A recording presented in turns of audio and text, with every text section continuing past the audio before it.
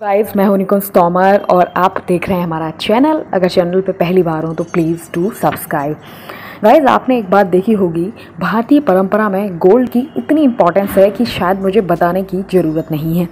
और वो हमारे हर ओकेज़न पे चार चांद लगा देता है। महिलाओं को इतना प्रिय है कि अभी पीछे करवा चौथ बीता है, इतनी दुगनी तिगनी सेल हुई है गोल्ड की और चांदी की कि कह नहीं सकते कुछ भी, सब आपको आइडिया है ही।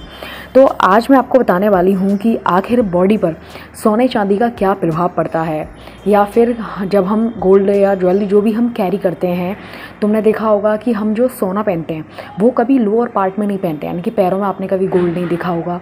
या हमारे बड़े बूढ़े कहते हुए मिलते हैं कि भाई सोने की पायलें मत पहनो, सोने के बिछुए मत पहनो। तो इन सब का आखिर रीज़न क्या है? तो हम दो तीन तरीके से इसका रीज़न समझेंगे। आखिर ज्योतिषी के अनुसार इसका रीज़न क्या है, धार्मिक मान्यताएं इसके पीछे क्या है, साइंस इसके पीछे क्या है। तो प्लीज़ वीडियो के अंत तक बने रहिए। स्टार्ट करते हैं, ठीक है। पहले तो सोने चांदी का टेम्परेचर वाइज गाइज नेचर समझते हैं। जो गोल्ड होता है ना, उसका नेचर गर्म होता है और चांदी का नेचर ठंडा होता है, यानी ज्वेलरी बॉडी के टेम्परेचर को मेंटेन रखती है। ये बात आप समझ गए। इसलिए आपने कभी शादीशुदा महिलाओं के पैर में गोल्ड की पायल देखी है? कभी आपने कभी नहीं देखी होगी, और ना ही आपने बिछिया देखा होगा, क्योंकि हिंदू मान्यता के अनुसार कमर के नीचे कभी सोना नहीं पहनना चाहिए।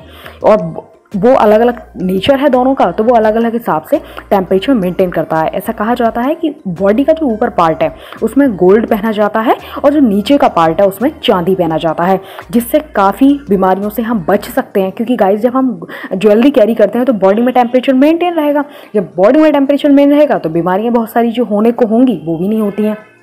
एक तरीका तो ये है। दूसरा ऐसा बताते हैं कि जब हम चीज़ें ज्वेलरी वगैरह कैरी करते हैं तो हमारी जो बॉडी में एनर्जी फ्लो है ना, वो भी चेंज हो जाता है। हेड से पैरों तक जाता है, पैरों से हेड तक आता है, तभी बैलेंस रहेगा, दोनों तरफ चलेंगे, ठीक है। चलिए अब एक एक करके हम ये देख लेते हैं कि आखिर इन सब का क्या क्या रीज़न है। तो पहले हम ज्योतिषी के अनुसार देखते हैं। जहाँ महिलाएं पायल पहनती हैं, कहाँ पहनती हैं? पैरों में। तो ऐसा कहा जाता है कि वहाँ केतु का स्थान है, और जब चांदी पहनती हैं महिलाएं, पायलें पहनती हैं, तो केतु शांत हो जाते हैं और बहुत पेशेंस की पावर भी देते हैं, ठीक है। अब हम धार्मिक मान्यताओं के अनुसार देखते हैं। ये माना जाता है कि भगवान विष्णु को सोना बहुत प्रिय है, क्योंकि सोना माँ लक्ष्मी का स्वरूप माना गया है।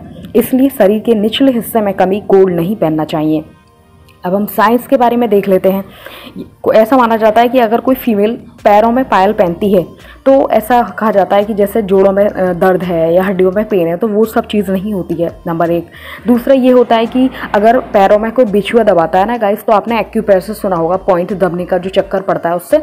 तो पैरों में जब बिछुआ पहनती है तो पॉइंट दबता है। जब पॉइंट दबता है ना, तो जो पीरियड में रेगुलरिटी होती है, मासिक धर्म में, वो हमेशा बनी रहती है। और कहीं ना कहीं मेंटल पीस बहुत कनेक्ट करता है इस चीज़ से, तो वो भी रहता है। तो आपने देखा होगा कि ऊपर के पार्ट में ही गोल्ड पहना जाता है, नीचे नहीं पहना जाता कभी। तो आप रीज़न समझ गए होंगे। और गाइस, आजकल दिखावा थोड़ा ज़्यादा चल पड़ा है। मैंने देखा है कि कुछ फंक्शंस मैंने अटेंड कर रहे थे, तो उसमें देखा था कि जो गोल्ड की वो पायलें होती है ना, तो वो पहन रही थी एक दो लेडी। तो वो ही है कि दिखावा ही है। वैसे इसका रीज़न आप समझ गए होंगे कि पैरों में सोना नहीं पहनना चाहिए।